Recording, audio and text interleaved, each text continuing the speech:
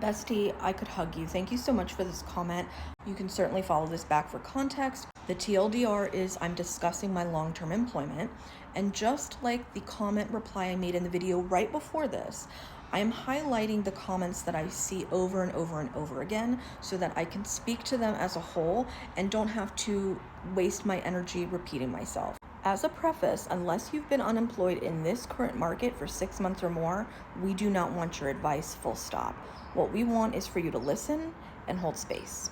That's it. See, whether these comments are made in good faith or bad faith is completely irrelevant, and I'm going to explain to you why. Any comment to the effect of start your own business, build your own brand, do freelance work, charge for your expertise, create a course, build the door, are moot. Here's the thing, you guys don't know your audience.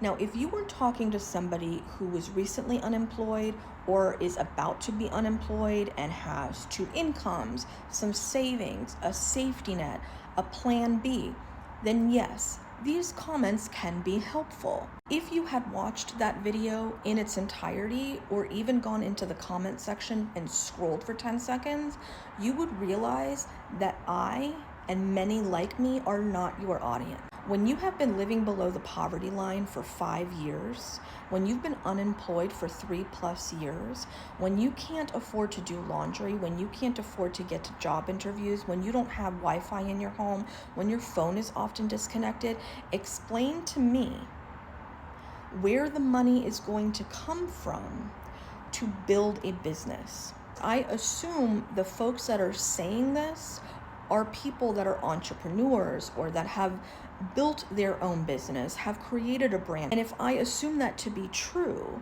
then I know that you know that it costs money to build a brand. It costs time to build a book of business and sales.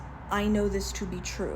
Let's say I went to the library, right? Use their computer, use their internet to go to Canva, create a website, a portfolio, blah, blah, blah, blah, blah, upload it, resume, curriculum vitae, samples of work I've done, etc. And I start cold calling, I start promoting, I start talking about it on my socials. When exactly am I gonna see the $1,800 I need to pay rent this month? I'm sorry, I couldn't hear you. It's going to take time to build the door, number one, to build brand recognition, number 2, to find clients, number 3, to complete a job, number 4, and number 5, to invoice it and get paid. All the while, I have to negotiate whether or not I buy menstrual pads or my mental health medication. While I have to negotiate, do I keep my phone on or go to a job interview? You're not thinking about the actual cost of what it took for you to invest in yourself to get to a point where you could be self-sufficient, and you're not taking into consideration the myriad variables that people who are experiencing poverty, long-term unemployment, housing insecurity, disability, etc., eviction, are dealing with on a day-to-day basis. The more I think about it, it's really disconcerting that people are paying you for your advice, that you are charging people for your expertise when you have failed to see if your advice is even applicable.